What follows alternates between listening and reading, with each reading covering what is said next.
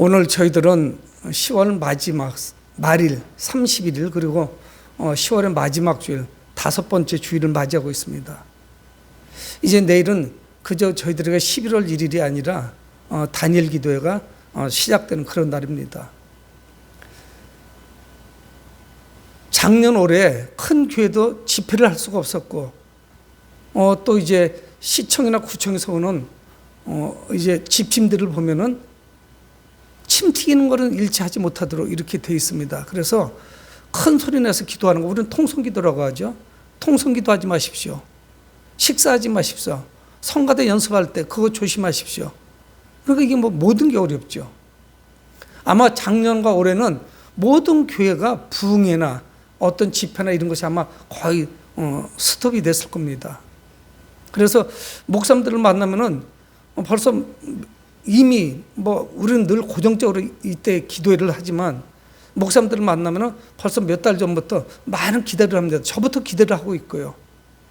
그래서 이제 목사님들이 이구동성을 하는 이야기는 뭐냐면 지금까지는 우리가 목사로서 설교자로서 단상에서 하나님의 말씀을 메시지를 전했는데 이번 기회 21일 동안 앉아서 설교 준비를 하지 않고 누군가가 하는 간증 또 누군가가 하는 설교 또 누군가가 하는 이런저런 말씀들 하나님 만났던 경험들을 우리가 들으면서 은혜 받읍시다. 제가 목사님들 만난 분들은 단일 기도를 하는 분들은 다 이구동성으로 그 이야기를 합니다. 정말 기대돼요. 이번 3주 동안에 내가 먼저 은혜를 받아야 됩니다. 그런 이야기를 해요. 그런 마음이 없으면 단일 기도에 할 리가 없겠죠.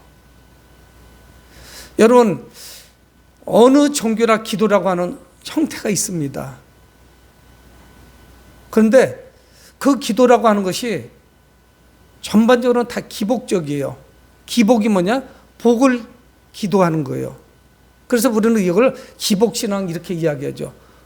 복을 위해서 기도하는 것 자체가 문제는 없어요. 그런데 이것이 잘 뜯어놓고 보면은 늘상 무엇인가를 달라는 것밖에 없어요. 그렇게 되면은. 그런데 이번 다니엘 기도회를 통해서 우리는 큰 은혜가 임할 줄 믿습니다. 예수님 자신이 기도가 몸에 밴분이었어요. 그래서 습관처럼 돼 있습니다. 그래서 보면은 무리 중에서 예수님이 잠시 벗어났을 때는 보면은 조용한 곳에 가서 밤이 맞도록 기도하시고 새벽녘에 또 기도하시고 동틀 무렵이면 그 제자들 무리에게 합류하시는 이런 모습들을 우리가 볼 수 있습니다. 여러분 예수님의 12제자가 기도를 모를 리가 없어요.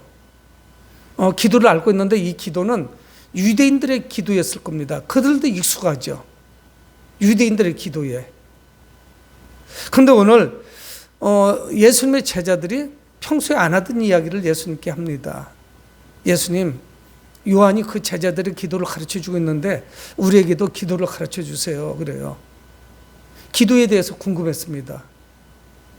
이 복음서에서 기도에 대해서 제자들이 예수님께 여쭤본 거는 처음이에요. 처음이자 마지막입니다. 그래서 예수님이 기도는 이렇게 해라고 가르쳐주세요.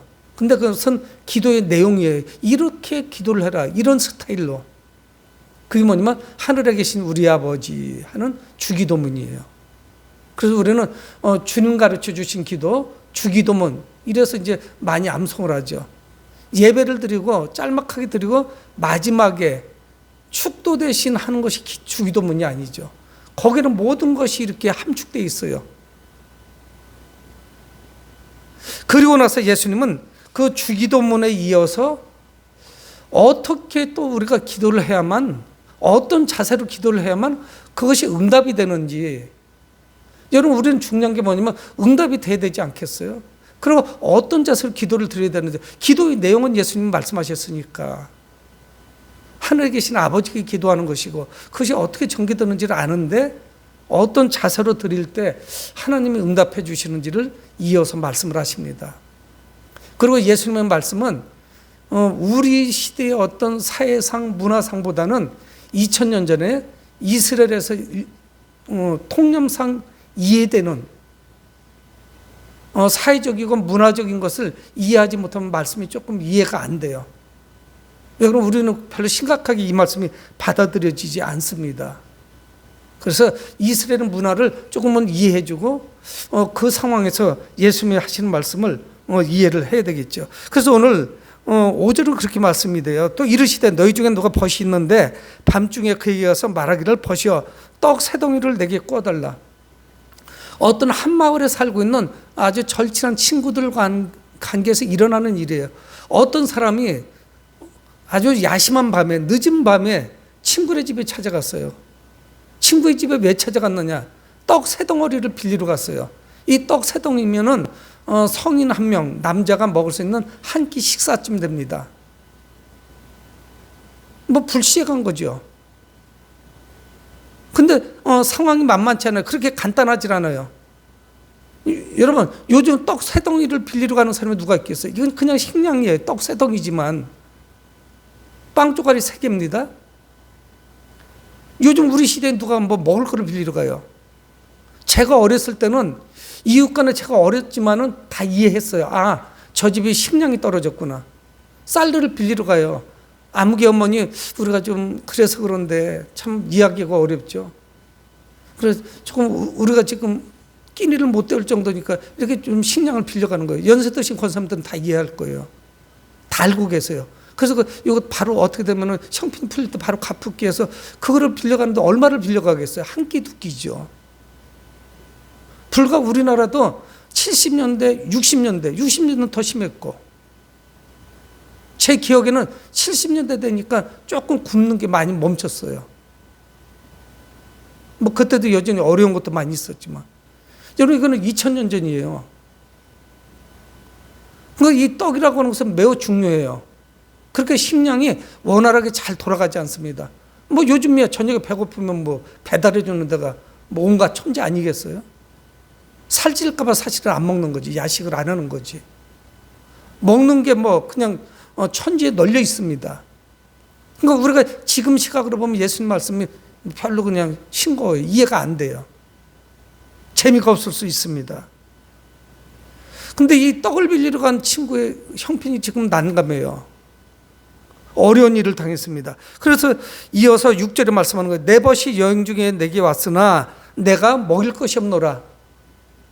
이 사람도 지금 어려운 형편이 그래서 여기 온 거예요. 사실은 자기가 먹으려고 하는 것이 아니고 이 친구도 아마 잠자려고 준비하고 누웠을 겁니다. 근데 친구가 찾아온 거예요. 벗이 찾아왔어요. 여행 중에 있는 벗이 찾아와가지고 왔는데 보니까 식사를 안 한 거예요. 근데 준비할 수가 없으니까 그래도 있을 만한 집에 찾아간 거예요. 여러분 떡 세 덩어리지만 이것이 만만하지 않아요. 여러분 그 당시는 한 끼 식사를 준비해서 그 한 끼 먹는 거예요. 넉넉하게 먹지 않습니다. 제가 언젠가 아주 오래전이 아닌데 기사를 하나 봤어요. 2000년 전에 예수님 오셨을 때쯤에 중동 국가가 어땠었는지, 팔레스타인 그 지역에 그 이제 묘지나 이런 거를 이제 정리하고 뭐 하다가 보니까 이제 발굴이 된 건데, 여러분 2000년 전이에요. 보니까 그때쯤 살았던 사람들인데 거기에는 성인도 있고 어린아이도 있고 그런데 어린아이들은 상당히 치아 상태를 보면요 발육이 잘 안 돼 있어요. 영양실조 상태예요. 어른들도 그래요. 넉넉하게 먹지 않았습니다. 뭐 요즘같이 남아가지고 버리고 이런 거 있질 않아요.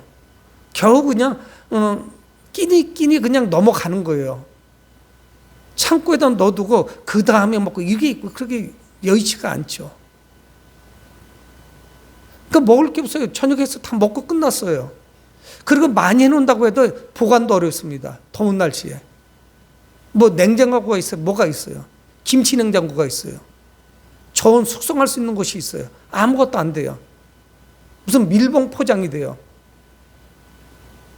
그러니까 이 떡을 빌리러 온 사람도 참 난감한 거예요. 그래서 빌리러 온 거예요. 더 중요한 사실은 뭐냐면 이스라엘 백성들은 이건 충분히 이해가 돼요. 근데 이상한 상황들이 두 개가 맞물린 거예요. 왜 그러냐면 자기 집에 지금 식사를 못한 나그네가 들이닥쳤다는 거, 이거는 이스라엘 풍습상으로는 잘 예우를 해주는 것이 정상이에요. 그냥 보내는 사람은 더 나쁜 사람이에요. 우리 집에 온 친구라면 당연히 대접을 하고 잠자리를 제공해 줘야 돼요. 여러 가지 불편하긴 하겠죠. 우리도 옛날에는 민심이 좋았어요. 그래서 어디 가면은 뭐 그런 거 정도는 조금씩은 해결이 가능했죠. 지금은 뭐 살벌하고 이웃 간에도 인사도 안 하지만. 이스라엘은 다 자기 형제들이에요. 아브라함의 후손들입니다. 12지파예요. 그리고 이웃이라고 하는 것이 다 형제자매예요. 조상으로 올라가면 12형제 중에 하나라고요. 그 다 시족사입니다. 그러니까 이거는 응당이 대접을 하는 것 자체가 모순은 아니에요. 그렇다고 해서 지가 있으면 주고 없으면 말지 무슨 남의 집까지 빌리러 갔지? 그렇지가 않아요. 대접을 해줘야 되니까 그 집을 간 거예요. 그럴 때 있을 만한 곳에. 여러분, 우리는 이런 경우는 어떤 반응을 보이겠나요? 지금 두 사람이 난감하죠. 객이 찾아온 집도 그렇고, 떡을 빌리러 온 그 동네 이웃 친구 때문에 그 집주인도 역시 마찬가지고요. 우리는 어떤 반응을 봅니까? 그래서 예수님이 이어서 말씀하시는 거예요. 7절에 그가 안에서 대답하여 이르되 나를 괴롭게 하지 말라. 정말 이거 괴로운 일이죠. 나를 괴롭게 하지 말라. 문이 이미 닫혔다. 그리고 아이들은 나와 함께 잠자리에 들었어요. 이부자리 다 깔았다고. 그래서 누워가지고 지금 잠자려고 하는데 쳐들어온 거예요. 그럴 때 너희는 어떻게 할 것이냐? 이거 물으시는 거예요, 예수님이. 아마 지금 우리에게 묻는다. 예수님 말 같지도 않은 말씀을 하세요. 이렇게 반론할 수 있다고요. 그런 경우 있지도 않습니다. 남의 집에 가려면 끼니 때 이상 야릇하면은 자기가 해결하고 오지 그냥 오지는 않죠. 자녀들은 물론 가능해요. 외지 사는 자녀들이 집에 오는 자가 식사 못 챙겨 먹었으면 집에 오면 당연히 어머니 아버지가 밥을 제공해 주지. 시켜 먹던가 외식을 하던가. 예수님이 제자들에게 묻는 거예요. 나를 괴롭게 하지 말라. 이미 문이 닫혔다. 그리고 우리 가족들이 방도 하나밖에 없어요. 안방, 두 번째 방, 세 번째 방 있질 않습니다. 방 안에서 다 자는 거예요. 거기서 밥 먹고 다 하는 거예요. 거의 모든 웬만한 가정은 다 이래요. 그러면 너희들은 어떻게 하겠느냐? 묻는 거예요. 근데 이거는 예수님이 답변을 유도하시는 거예요. 안 되죠. 문이 닫혔다고요? 문 닫혔던 건 이유가 안 되죠. 핑계죠. 밤이 늦었다고 그건 이유가 안 되죠. 우리 아이들하고 전부 지금 아내하고 잠자려고 지금 잠이 들었는데 그때 들이닥쳤다. 그게 이유가 안 되죠. 이거를 유도하는 거예요. 이스라엘사에서는 안 돼요. 불편하긴 하지만 깨서 있으면 제공을 해줘야 되죠. 그래서 예수님 말씀하는 겁니다. 아니오라고 제자들은 다 이야기한다고. 아니 누가 왔다고 해서 그걸 안 주면 안 되지. 밥을 지금 못 먹고 있다는 다른 것도 아니고 그거는 내줘야지. 저녁을 굶고 다음날 대기하는 거는 우리 마을에 이거는 있을 수가 없는 일이야. 그렇게 우리가 그렇게 인심이 살벌하지 않아.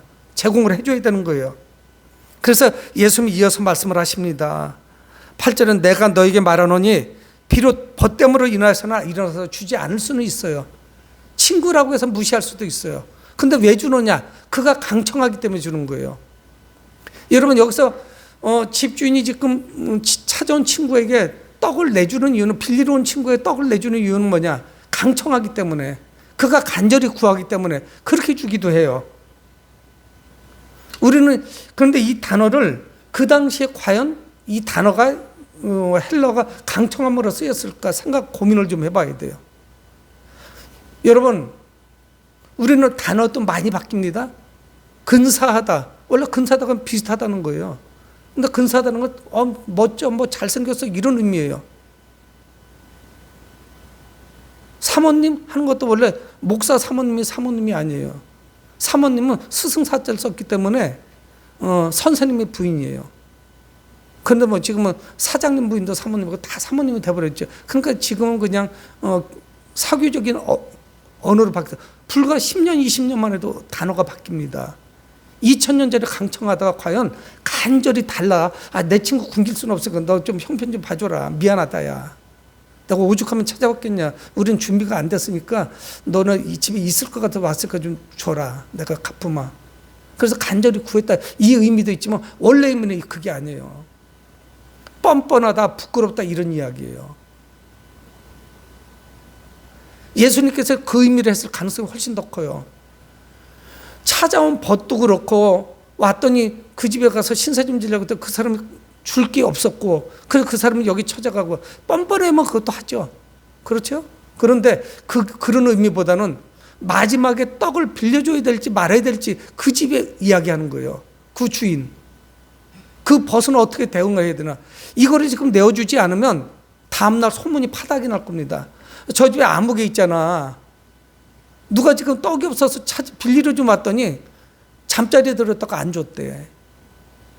그러면 뭐라고 할까요, 동네에서? 아, 그럴 수 있지. 빌리러 간 사람이 나쁘네. 잠을 깨웠네. 이렇게 이야기하잖아요. 그런 나쁜 인간이 다 있어? 그 사람 굶으면 어떡하라고. 내줘야지. 지가 다른 동네 갔다가 굶게 될 때 또 우리 형제자매들이 우리를 도와줄 텐데 왜 안 줬대? 그 안 빌려준 사람이 부끄러워지는 거예요. 여러분, 여기서 무슨 말씀을 하고 있는 거예요? 우리 좋으신 하늘아버지께서 우리가 하나님께 간청할 때 주시지 않겠느냐 이 말씀하는 거예요. 그러면 주님의 명예와 그 이름을 위해서, 하나님의 명예를 위해서, 그 이름을 위해서 주시는 거예요. 안 주시면 하나님이 부끄러운 거예요. 안 주는 거는 뻔뻔해야만 안 주는 거지 안 줄 수가 없는 거예요. 물론 강청하다는 의미도 있을 수 있어요. 간절히 구하는 거. 근데 이거 본래의 뜻이 그런 의미는 아니었어요. 2000년 전에 간절하게 구했다는 그런 단어였을 가능성이 그렇게 많지는 않아요. 그거는 좀 우리가 잘 볼 수가 있습니다. 하나님께서 그 명예와 영광을 위해서 내어주시는 거예요. 그러면서 예수님은 계속 이어서 말씀합니다. 이 제자들의 기도가 끈기가 있어야 돼요. 끈기와 포기하지 않는 그런 기도가 있어야 됩니다. 그래서 예수님은 반복적으로 말씀하시는 거예요. 9절에 내가 또 너에게 이르노니 구하라 그러면 너에게 주실 것이요 찾으라 그러면 찾아낼 것이요 구하라 찾으라 그리고 문을 두드리라. 여러분 각자 다른 말씀 같잖아요. 근데 이건 다 하나예요. 하나의 주제예요. 기도를 말씀하는 거예요. 구하라. 여러분 우리는 뭔가가 필요로 하면 구하잖아요. 뭐 앞부분에서 예수님 말씀하신 예화하고도 마찬가지지만 구해야죠. 우리 집에 온 사람은 떡을 제공해 줘야 되는데 떡이 없으니까 누군가에게 가야죠. 귀찮고 그 사람에게 미안하긴 하지만 가야죠. 구해야 되지 않겠어요? 그리고 찾아야 되죠. 찾는 의미는 뭡니까? 내가 필요로 하는 것이에요. 또 그것도 있지만 내가 어디 뒀는지 모르겠어요. 찾아내야죠.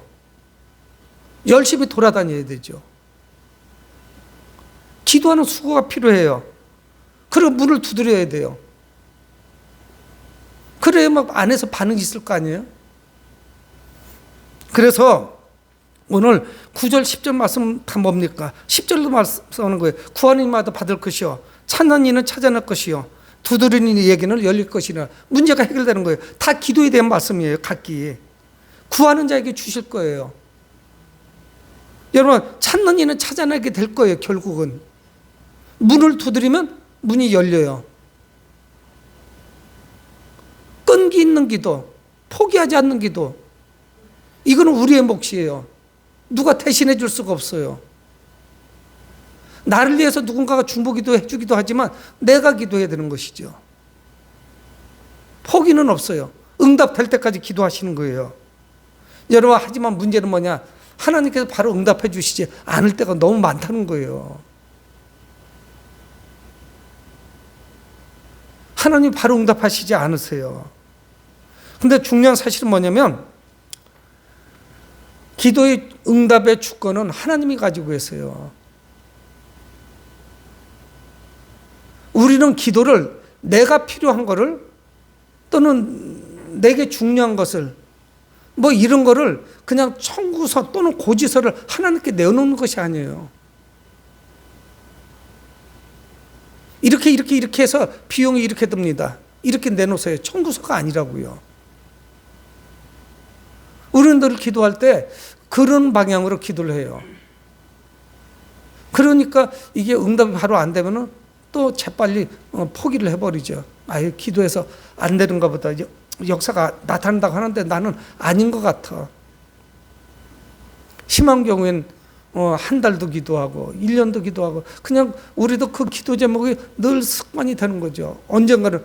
그런데 분명히 응답한다는 사실입니다. 여러분, 기도는 뭐냐?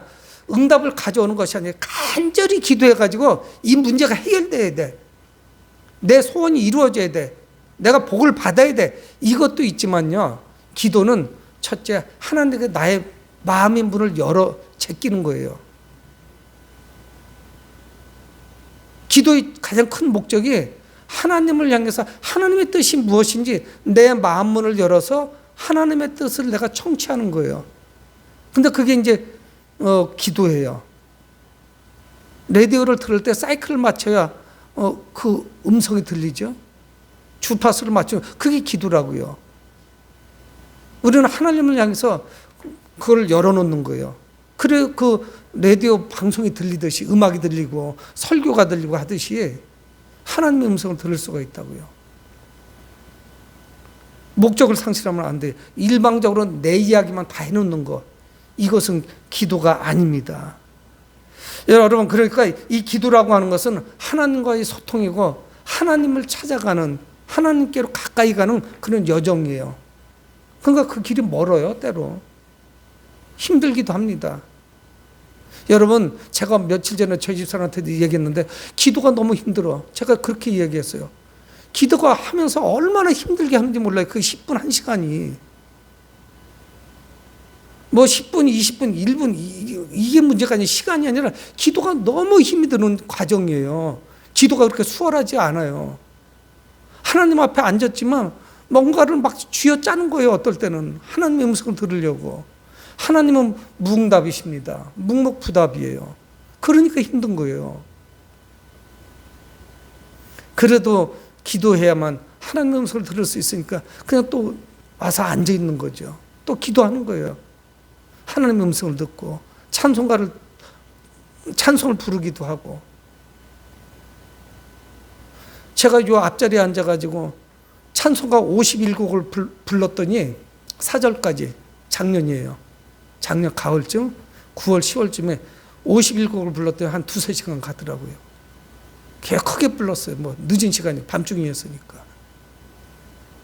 그러면 찬송가 몇 곡 부르면 배에 힘이 하나도 없어요.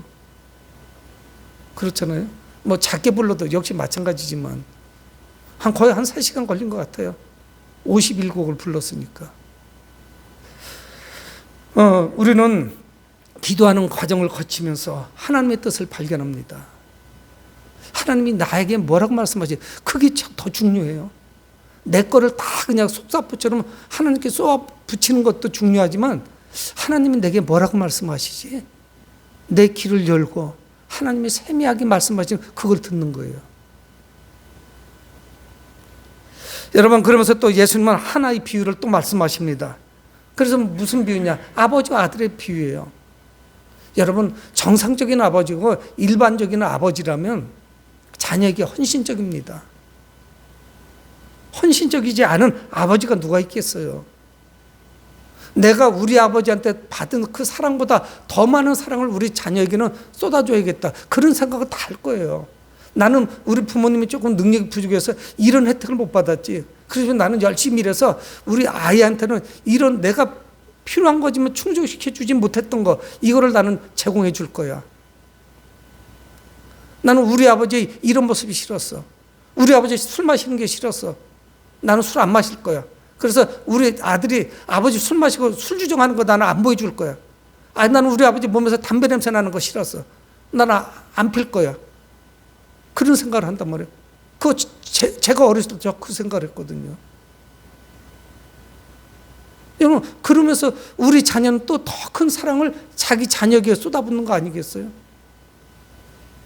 그것이 일반적인 사람의 어떤 윤리적이고 도덕적이고 이 세상 살아가는 일반적인 보통의 아버지예요. 그래서 예수님은 그 일반적인 그런 어떤 사람의 정을 통해서, 부자관계를 통해서 말씀하십니다. 11절에 너희 중에 아버지 된 자로서 누가 아들이 생선을 달라 하는데 생선 대신에 뱀을 주며, 예수님 여기서도 말씀도 뭐예요? 거기 모인 제자들 무리들에게 아니오라는 답변을 요구하시는 거예요. 야, 니들이 아들이 생선을 달라고 하는데 뱀을 던져줄 사람이 있겠냐? 그럼 제자들 뭐라고 말하세요? 아니죠. 어떻게 뱀을 줘요? 생선을 줘야지. 그것도 싱싱한 거를 사다가 줘야죠. 이렇게 대답하지 않겠어요? 어떤 아버지가 아들이 생선을 달라고 하는데 뱀을 던져주겠습니까? 물려 죽으라고? 그리고 예수님 이어서 또 말씀하는 거예요. 아들이 알을 달라고 해요. 계란을 달라고, 달걀을 달라고 하는 거예요. 그러면 전갈을 주겠느냐? 이게 뭐 하는 짓이요? 무슨 심술보요? 아니요. 당연히 대답하겠죠. 여러분, 우리는 이런 거는 다 알고 있어요. 그리고 다른 복음서에는 이 말씀 가운데 첫 번째는 뭐냐면 아들이 떡을 달라고 하는데 돌을 줄 부모가 있겠어요? 없지요. 나쁜 거를 줄 부모가 누가 있겠어? 그건 있질 않아요. 상식에 맞지도 않아요. 근데 그거는 상식이 맞지 않는다고 하면서 우리는 기도를 그런 식으로 하는 거예요. 우리 기도는 어떠냐? 아, 내가 아버지 하나님께 생선 달라고 하면 분명히 뱀을 던져주실 거예요. 우리 아버지는 내가 달걀을 달라고 하면은 전갈을 던져주실 거야. 이렇게 생각하고 기도하세요. 예수님 그러니까 제자들이 그걸 반문하는 거예요. 그렇게 생각할 사람은 없단 말이에요. 여러분, 그래서 예수님이 이어서 말씀합니다. 13절에 너희가 악할지라도 좋은 것을 자식에게 줄 줄 알거든. 당연히 좋은 거 주죠. 엄마 아빠가 열심히 일하는 게 뭐예요? 자기들 노후를 위해서도 하지만 자식들 좀 잘 좀 키우려고 하는 거 아닙니까? 정말 막말로 자식 없으면 훨씬 더 편안하게 살 수 있어요, 여러분. 뭐 신경 쓸 게 뭐 있어요? 우리 둘이 늙어가면서 그냥 우리 둘의 관계만 좋으면 사랑하면서 살면 편안하게 살지. 근데 자식에게는 이런 가난이나 어려움을 대물림하지 않으려고 하는 거 아니겠어요? 그리고 좋은 거를 자꾸 주는 거죠. 그 아버지가 악할지라도 좋은 거를 줄 줄 알아요. 근데 자녀를 학대하는 부분은 뭔지 이해할 수는 없죠, 우리도. 어떻게 자녀가 미워서 그렇게 학대를 하고 팰 수가 있어요. 너무 요즘은 과잉반응을 보이고 자녀들을 아주 상정같이 섬기는 게 문제가 되겠지만, 그래서 우리 하나님은 어떠냐? 자녀에게 우리도 좋은 거를 줄 줄 아는데 우리 하늘아버지는 어떠시냐? 중반절에 말씀합니다. 13절에 너희 하늘아버지께서 구하는 자에게 성령을 주시지 않겠느냐? 하나님은 가장 귀한 거를 주셔요. 가장 존귀한 분을 우리에게 주시는 거예요. 하나님께서는 아들 예수 그리스도를 십자가에 내어주신 거예요. 그건 우리는 요청했던 것도 아니에요. 성령님을 보내주신다는 거예요. 여러분, 시시하게 우리가 뭐 생선을 달라, 떡을 달라, 아니면 계란을 달라, 이런 수준이 아니라고요. 하나님께서 주시는 거는 우리가 상상할 수 없는 어마어마한 분을 보내주시는 거예요. 성령 하나님. 하나님을 주신다는 거 아니에요? 결국은. 여러분, 오늘 성경은 우리에게 뭘 말씀하고 있습니까? 우리는 그저 내게 필요한 거, 내가 답답한 거를 하나님께 간구하지만 하나님은 상상 없는 거를 주시는 선하신 분이라는 걸 말씀하는 거예요. 이 세상의 아버지하고 비교할 수가 없어요. 왜? 그분은 또한 그런 능력이 있습니다. 여러분, 중요한 사실은 뭐예요? 우리가 받을 것을 우리가 요청하는 게 아니라 그를 주정하시는 분은 하나님이세요. 결정하시는 분도 하나님이에요. 근데 우리는 무엇을 바탕에 깔고 가느냐? 기도할 때 하나님은 선하신 분이야. 내가 기도하는 것보다 훨씬 더 좋은 방향으로 나를 인도해 주실 거야. 이것이 깔려 있어야만 기도할 수 있어요. 아, 우리 하나님은 악한 분이라서 내가 기도했다는 나 홍구정 날 거야. 내가 뭐를 죄를 졌는지 죄만 찾아내가지고 나를 추궁하시고 그리고 책망하실 거예요. 욥기가 그 이야기 아니에요? 너 생각하면 네 지금 어려움을 겪는 게 네가 뭔가 죄를 져서 그래. 네 자녀들의 문제가 있다니까 찾아보라고. 그래서 네가 복을 못 받는 거야. 이거는 잘못된 시각이에요. 욥기서에서 그걸 가르쳐 주시는 거 아니겠습니까? 우리 아버지는 누구냐? 선하신 분이에요. 여러분, 기도는 기독교의 정수입니다. 에센스예요. 가장 핵심이에요. 모든 종교가 기도가 있어요. 그래도 그 기도하고는 달라요. 기독교는 복을 위해서 기도하지 않습니다. 물론 그것 때문에 기도할 때도 있죠. 여러분, 기도가 하나님께 내가 필요한 것을 달라고 하는 그런 어떤 수단이 아니에요.